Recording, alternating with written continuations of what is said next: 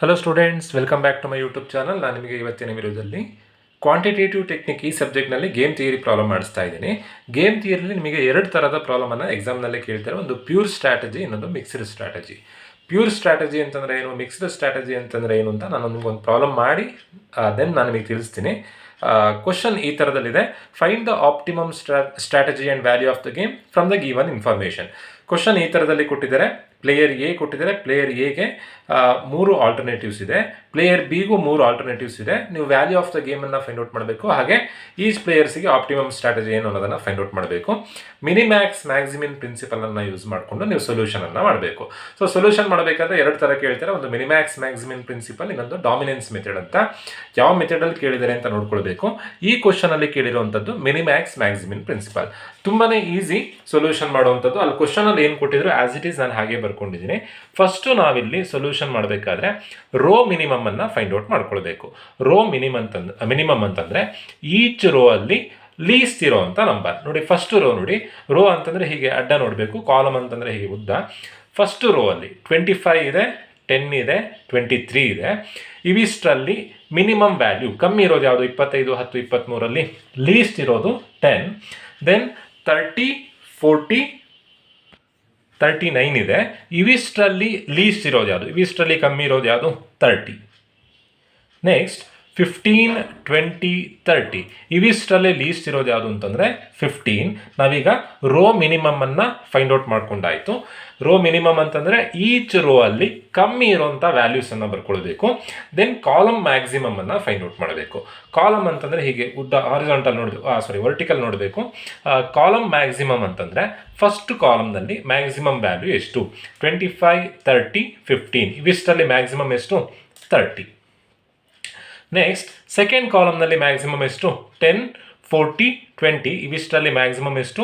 40. Next 23, 39, 30 maximum ಎಷ್ಟು? 39. So next ನಾವು ಏನು ಫೈಂಡ್ ಔಟ್ ಮಾಡಬೇಕು ಅಂತಂದರೆ ಮ್ಯಾಕ್ಸಿಮಿನ್ ವ್ಯಾಲ್ಯೂ ಫೈಂಡ್ ಔಟ್ ಮಾಡಬೇಕು. ಮ್ಯಾಕ್ಸಿಮಿನ್ ವ್ಯಾಲ್ಯೂ ಅಂತಂದರೆ ಮ್ಯಾಕ್ಸಿಮಿನ್ ವ್ಯಾಲ್ಯೂ ಅಂತಂದರೆ ಮಿನಿಮಮ್ನಲ್ಲಿ ಮ್ಯಾಕ್ಸಿಮಮ್ ವ್ಯಾಲ್ಯೂ. ನಾವಿಲ್ಲಿ ರೋ ಮಿನಿಮಮ್ ಬರ್ಕೊಂಡಿದ್ದೀವಿ. ಆ ಮಿನಿಮಮ್ ಇರುವಂಥ ವ್ಯಾಲ್ಯೂಸ್ನಲ್ಲಿ ಮ್ಯಾಕ್ಸಿಮಮ್ ವ್ಯಾಲ್ಯೂ ಯಾವುದು ಅಂತ ನೋಡಬೇಕು. Minimum values ಯಾವುದ್ಯಾವುದಿದೆ? 10 ಇದೆ, 30 ಇದೆ, 15 ಇದೆ. ಸೊ ಮಿನಿಮಮ್ನಲ್ಲಿ ಮ್ಯಾಕ್ಸಿಮಮ್ ನೋಡಿ, ಇದನ್ನು ನಾವು ಲಾಸ್ಟಿಂದ ರೀಡ್ ಮಾಡ್ತಾ ಬರಬೇಕು. ಮ್ಯಾಕ್ಸಿಮಿನ್ ವ್ಯಾಲ್ಯೂ ಅಂತಂದರೆ ಮಿನಿಮಮ್ನಲ್ಲಿ ಮ್ಯಾಕ್ಸಿಮಮ್. ಈ ಮಿನಿಮಮ್ನಲ್ಲಿ ಮ್ಯಾಕ್ಸಿಮಮ್ ಯಾವುದು? 30. ಸೊ ಮ್ಯಾಕ್ಸಿಮಿನ್ ವ್ಯಾಲ್ಯೂ ಎಷ್ಟು? 30. Next minimax value. Minimax value first maximin value ಅಂತಂದರೆ ನಾವು ರೋ ಮಿನಿಮಮ್ ಬರ್ಕೊಂಡಿದ್ವಿ. ಆ ರೋ ಮಿನಿಮಮ್ನಲ್ಲಿ ಮ್ಯಾಕ್ಸಿಮಮ್ ಯಾವುದು? ಮ್ಯಾಕ್ಸಿಮಮ್ 30. ಮಿನಿಮ್ಯಾಕ್ಸ್ ಅಂತಂದರೆ ನಾವು ಕಾಲಮ್ ಮ್ಯಾಕ್ಸಿಮಮ್ ಬರ್ಕೊಂಡಿದ್ದೀವಿ. ಕಾಲಮ್ ಮ್ಯಾಕ್ಸಿಮಮ್ ಎಷ್ಟಿದೆ? 30 ಇದೆ, 40 ಇದೆ, 39 ಇದೆ.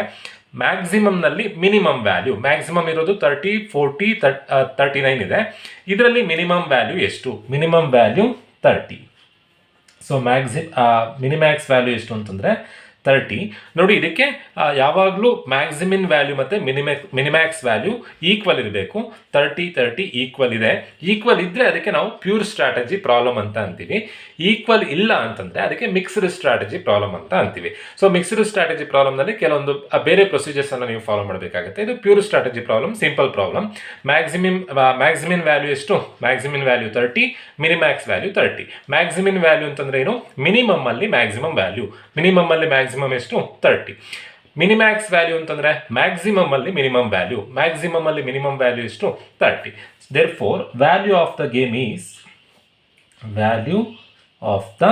ಗೇಮ್ ಈಸ್ ಫೈನಲ್ ಆನ್ಸರ್ ಎಷ್ಟು ಅಂತಂದರೆ value of the game is, ಇಲ್ಲೇನು ಆನ್ಸರ್ ಬಂದಿದೆ? 30 ಬಂದಿದೆ. Value of the game is 30. ಕ್ವಶನಲ್ಲಿ ಆಪ್ಟಿಮಮ್ ಸ್ಟ್ರಾಟಜಿ ಬರೀರಿ ಅಂತ ಕೊಟ್ಟಾಗ ನೋಡಿ, ಇದು ನಿಮಗೆ ಸ್ವಲ್ಪ ಕನ್ಫ್ಯೂಷನ್ ಆಗ್ಬೋದು. ಆಪ್ಟಿಮಮ್ ಸ್ಟ್ರಾಟಜಿ ಬರೆಯೋದು ಹೇಗೆ ಅಂತಂದರೆ optimum strategy for player A, optimum strategy for player B ಬರೆದ್ರೆ ಸೊಲ್ಯೂಷನ್ ಮುಗಿಯುತ್ತೆ. Optimum strategy for player A ಬರೆಯೋದು ಹೇಗೆ ಅಂತಂದರೆ, ನೋಡಿ ಪ್ಲೇಯರ್ ಎಗೆ 3 ಸ್ಟ್ರಾಟಜಿ ಇತ್ತು. Strategy 1, strategy 2, strategy 3. ನಿಮ್ಮ ಫೈನಲ್ ಆನ್ಸರ್ ಎಷ್ಟು? ವ್ಯಾಲ್ಯೂ ಆಫ್ ದ ಗೇಮ್ ಎಷ್ಟು? 30. ಸೊ 30 ಎಲ್ಲಿ ಬಂದಿದೆ? ಫಸ್ಟ್ ರೋ ಅಲ್ಲಿ ಬಂದಿದೆಯಾ, ಸೆಕೆಂಡ್ ರೋ ಅಲ್ಲಿ ಬಂದಿದೆಯಾ, ಥರ್ಡ್ ರೋ ಅಲ್ಲಿ ಬಂದಿದೆಯಾ? ಸೆಕೆಂಡ್ ರೋ ಅಲ್ಲಿ 30 ಬಂದಿದೆ. ಸೊ ನೀವು ಆನ್ಸರ್ ಹೇಗೆ ಬರೀಬೇಕು ಅಂತಂದರೆ, ಎಲ್ಲಿ ಆನ್ಸರ್ ಬಂದಿರುತ್ತೋ, ಸ್ಟ್ರಾಟಜಿ ಬರೆಯೋದು ಹೇಗೆ ಅಂತಂದರೆ ಎಲ್ಲಿ ಆನ್ಸರ್ ಬಂದಿರುತ್ತೋ ಅಲ್ಲಿಗೆ 1 ಅಂತ ಬರೀಬೇಕು, ಉಳಿಯೋದನ್ನು 0 ಅಂತ ಬರೀಬೇಕು. ಈಗ ಆನ್ಸರ್ ಬಂದಿರೋದು ಸೆಕೆಂಡ್ ರೋಗೆ, ಒಟ್ಟು 3 ರೋ ಇದೆ. ಸ್ಟ್ರಾಟಜಿ ಬರೆಯೋದು ಹೇಗೆ ಅಂತಂದರೆ, ಫಸ್ಟ್ ನೋಡಿ ಸೆಕೆಂಡ್ ರೋ ಅಲ್ಲಿ ಆನ್ಸರ್ ಇರೋದ್ರಿಂದ ಅದಕ್ಕೆ 1 ಅಂತ ಬರೀಬೇಕು, ಫಸ್ಟ್ ಮತ್ತು ಥರ್ಡ್ಗೆ 0 ಅಂತ ಬರೀಬೇಕು. ಸ್ಟ್ರಾಟಜಿ ಬರೆಯೋದು ಹೇಗೆ ಅಂತಂದರೆ 0, 1, 0. ಹೇಗೆ ಅಂತಂದರೆ ಆನ್ಸರ್ 30 ಇತ್ತು, ಪ್ಲೇಯರ್ ಹೇಗೆ ಆನ್ಸರ್ 30 ಇರೋದು ಫಸ್ಟ್ ರೋ ಅಲ್ಲ 0, ಸೆಕೆಂಡ್ ರೋ ಹೌದು, ಸೊ 1, ಥರ್ಡ್ ರೋ ಅಲ್ಲ, so 0, 1, 0. Optimum strategy for player B, player ಬಿಗೆ ಸ್ಟ್ರಾಟಜಿ ಬರೆಯೋದು ಹೇಗೆ? ಪ್ಲೇಯರ್ ಬಿ ಅಂತಂದರೆ ಕಾಲಮ್ ವೈಸ್ ನೋಡಬೇಕು. ಆನ್ಸರ್ ಇರೋದು ಫಸ್ಟ್ ಕಾಲಮ್ನಲ್ಲಿ, ಸೆಕೆಂಡ್ ಮತ್ತು ಥರ್ಡ್ ಕಾಲಮ್ನಲ್ಲಿ ಆನ್ಸರ್ ಇಲ್ಲ. ಸೊ ಸ್ಟ್ರಾಟಜಿ ಬರೆಯೋದು ಹೇಗೆ ಅಂತಂದರೆ 1, 0, 0. ಎಲ್ಲಿ ಆನ್ಸರ್ ಇರುತ್ತೋ ಅಲ್ಲಿಗೆ 1 ಅಂತ ಬರೀಬೇಕು, ಆನ್ಸರ್ ಇಲ್ಲದೆ ಇರೋಲ್ಲಿ 0 ಅಂತ ಬರೀಬೇಕು. So optimum strategy for player B ಹೇಗೆ ಅಂತಂದರೆ 1, 0, 0. ಇದರಲ್ಲೇ ಡಾಮಿನೆನ್ಸ್ ಮೆಥಡ್ ಅಂತ ಕೊಟ್ಟರೆ ಸ್ವಲ್ಪ ಬೇರೆ ಥರದಲ್ಲಿ ಸೊಲ್ಯೂಷನ್ ಮಾಡಬೇಕಾಗತ್ತೆ.